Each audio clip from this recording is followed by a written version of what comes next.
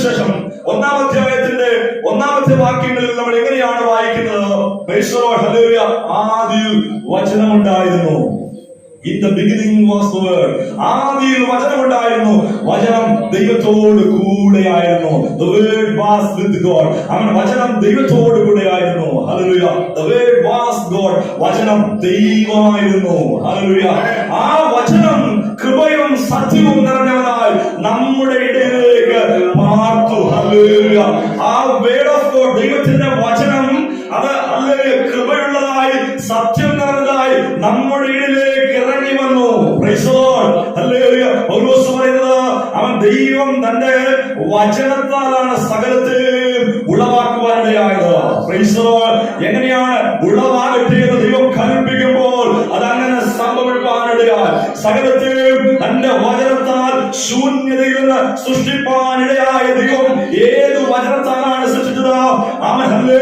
അവൻ മുഖാന്തരം അവനായിട്ട് അവനിലേക്ക് സകലം അവൻ സൃഷ്ടിക്കപ്പെടുവാനിടയായി. അവൻ ദൈവത്തിന്റെ സൃഷ്ടിപ്പ് നടത്തുന്ന വചനമാകുന്ന ക്രിസ്തു യേശു, അത് ദൈവത്തോട് കൂടെ ഉണ്ടായിരുന്ന വചനമാണ്.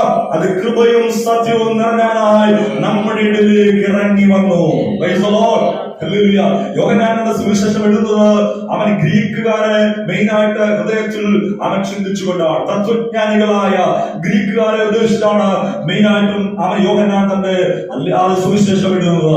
ആ ഗ്രീക്ക് ചിന്താഗതി അനുസരിച്ച് പ്രപഞ്ചം സൃഷ്ടിക്കപ്പെട്ടിരിക്കുന്നത് ലോഗോസ് എന്ന് പറയുന്നതായ ഒരു ശക്തിയാണ്. ലോഗോസ് എന്ന് പറയപ്പെടുന്ന ആ ശക്തിയാൽ പ്രപഞ്ചം സൃഷ്ടിക്കപ്പെട്ടു, നാം കാണുന്നതെല്ലാം സൃഷ്ടിക്കപ്പെട്ടു എന്ന് അവൻ ഗ്രീക്ക് തത്വജ്ഞാനികൾ വിശ്വസിക്കുമ്പോൾ അവൻ യോഹന്നാൻ തന്റെ സുവിശേഷത്തിൽ കൂടെ പറയുകയാണ്, ആദിയിൽ അവൻ ദൈവ വചനമുണ്ടായിരുന്നു, ആദിയിൽ ലോഗോസ് ഉണ്ടായിരുന്നു, ആ ലോഗോസ് ദൈവത്തോട് കൂടെ ആയിരുന്നു, ആ ലോഗോസ് ദൈവമായിരുന്നു, ആ ലോഗോസ് കൃപയും സത്യവും നിറഞ്ഞവനായി നമ്മുടെ ഇടയിലേക്ക് ഇറങ്ങി വന്നു. ഹല്ലേലൂയ. ആ പ്രപഞ്ചം സൃഷ്ടിക്കപ്പെടുവാൻ കാരണഭൂതനായിരിക്കുന്ന യേശു കർത്താവ് അവൻ നമ്മുടെ ഇടയിലേക്ക് വചനമായി ഇറങ്ങി വന്നുവെങ്കിൽ ഇന്ന് പകൽക്കാലം വചനമാകുന്ന ക്രിസ്തുവിന്റെ അവൻ സന്നിധിയിലേക്ക് അടുത്തു വരുന്ന ദൈവത്തിന്റെ പൈതല് അവൻ പ്രവർത്തിപ്പാൻ കഴിയാത്തതായ യാതൊരു കാര്യവുമില്ല. നിന്റെ എത്ര ഭാരമേറിയ വിഷയമായിരുന്നാലും, എത്ര നിന്റെ തളർത്തിക്കളയുന്ന വിഷയമായിരുന്നാലും, വിടുതലില്ലാത്ത വിഷയമായിരുന്നാലും, ലോകം വിധി എഴുതി മാറ്റിവെച്ചിരിക്കുന്ന വിഷയമാണെങ്കിലും ഈ കർത്താവിന്റെ സന്നിധിയിലേക്ക് കൊണ്ടുവന്നു കഴിഞ്ഞാൽ അവന്റെ മക്കൾ വിടുതൽ